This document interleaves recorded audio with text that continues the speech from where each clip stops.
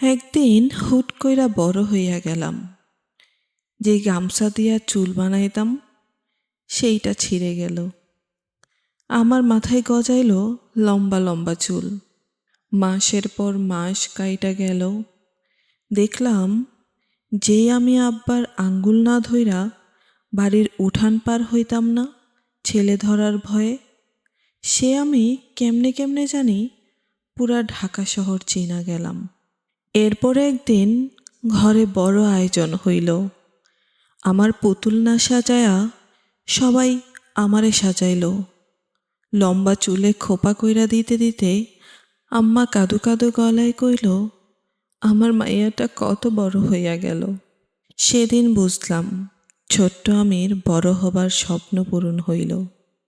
মনে চাইল চিৎকার দিয়া কই, বড় হইয়া ঠইকা গেছি, বিশ্বাস করো এই বড় হওয়া আমার ভালো লাগে না।